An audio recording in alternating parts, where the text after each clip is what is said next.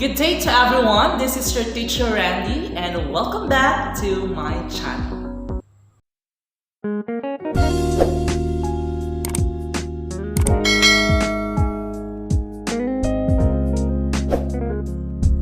And for today's video, we're going to talk about another lesson, one of the most requested lessons.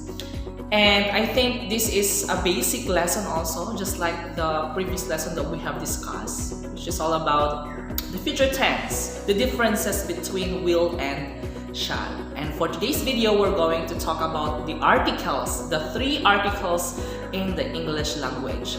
And they are articles a, an, and the. Okay, so we're going to discuss these three, their differences, and the points that we need to be reminded of. Okay? But before that, kung hindi ka pa nakapag-subscribe sa aking channel, please click the red button down below and at the same time, click the notification bell para ma-update ka sa lahat ng mga videos ko. So let's get started. Let's discuss first articles a and an. Okay, so lagi nating tatandaan na ang articles a and the and an are indefinite. Ibig sabihin, hindi sila specific. Okay? These articles are not specific.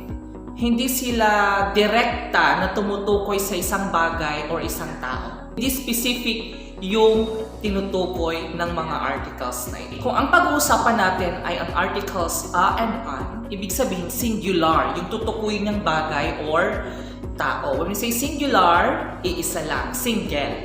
Okay? Walang jowa, something like that. Okay, so when we are talking about articles a and an, it means specific. Specific yung tinutukoy ng bagay or tao. Or we call it indefinite. Okay, so dumako muna tayo sa article a. Kailan ba ginagamit ang article a, sir? Okay. Ginagamit natin ang article a kapag yung susunod na salita ay nagsisimula or kung yung susunod na salita ay consonant sounds. Okay, for example, a pen. Okay, yung pen ay nagsisimula sa letter P, which is P sound. Yun yung tunog niya, P. Okay? Another one, a bird. Okay? The word bird starts with letter B and it sounds like B. Okay? It's a consonant sound. Another example, a notebook.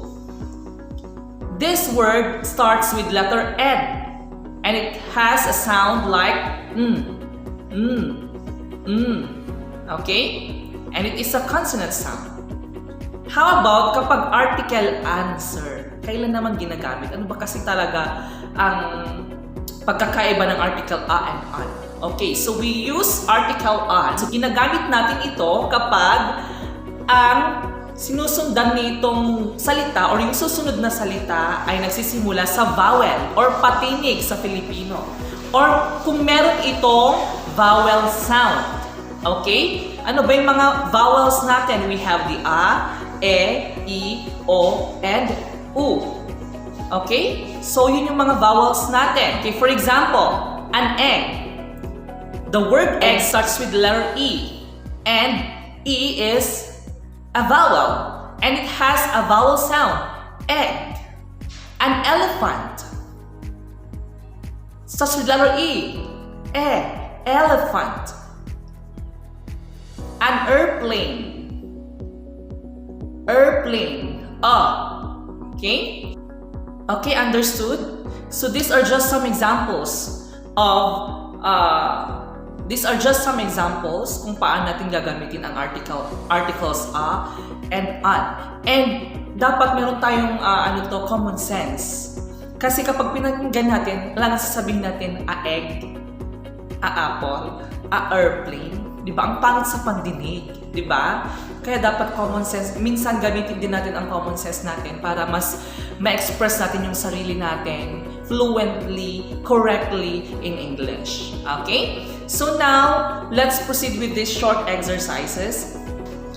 Okay, kindly identify the best article for these words. Okay, the first one.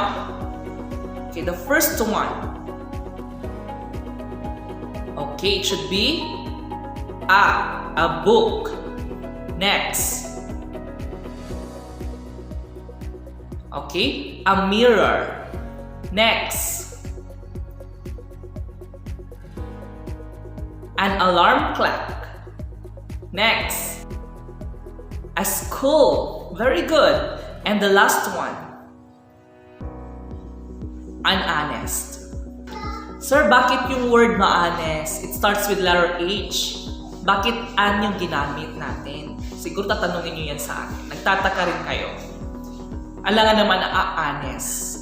Okay? And take note na ang honest is silent. Silent H. So, hindi natin babasahin na honest. It should be honest. Okay? So, it has a vowel O sound. Honest. O. Okay? Vowel O. Honest. Okay? Kaya ang ginamit natin na article is an. Kasi, the word honest has a vowel sound. Okay? Nakuha? Okay, so I hope na naiintindihan na natin ang differences ng articles a and an. Now, let's proceed with the last article, which is the. T-H-E. Okay. So, ano ba tong article the na ito? Kasi lagi natin ginagamit, di ba? One of the most common articles in the English language is the article the. Okay. So, when we are talking about article the, it is specific. Okay, unlike yung articles a and an kanina na pinag-usapan natin, indefinite. Ngayon naman, itong article the is definite. It means specific. Tumutukoy sa isang specific na bagay or tao. Okay. At kung kanina ang articles a and an ay for singular nouns, ngayon naman itong article the, it's either for singular or plural. Pwede siya sa singular, pwede rin siya sa plural. Okay? For examples, the computer, the computers. Next, the butterfly, the butterflies. The module, the modules. Okay, so at para mas maintindihan natin ang pagkakaiba ng tatlong ito, let's examine these sentences. Okay, my friend will write a letter tomorrow. Okay, so we use the article a. So kung na-observe ninyo, kung ating o-obserbahan, kung ating i-examine yung pangungusap, hindi natin alam kung anong klase ng letter, kung anong klase ng liham. Is it a resignation letter? Is it a friendly letter? Is it an intent letter? Di ba? Hindi natin alam kung anong isusulat ng friend niya. Kasi we use the article a. Now, if we're going to use the article the, that's the time na makikita natin yung difference nilang dalawa. Okay, let's change article a to article the. My friend will write the letter tomorrow. Ibig sabihin nito, may napag-usapan na kayo na letter na isusulat niya. It's either the resignation letter, the intent letter, friendly letter, or love letter, something like that.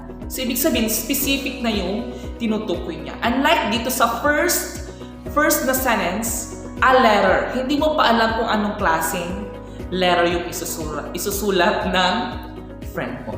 Okay, so I hope naintindihan natin. Sana hindi tayo ma-confuse kung ano ang gagamitin natin. Is it a, an, or the? Okay, so let's proceed to our short exercises. Okay, so I hope na naintindihan na natin.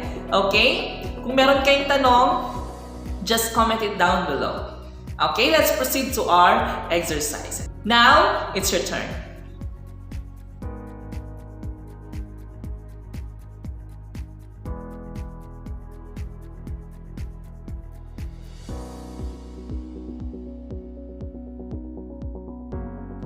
Okay, so if you're done, comment the correct answers.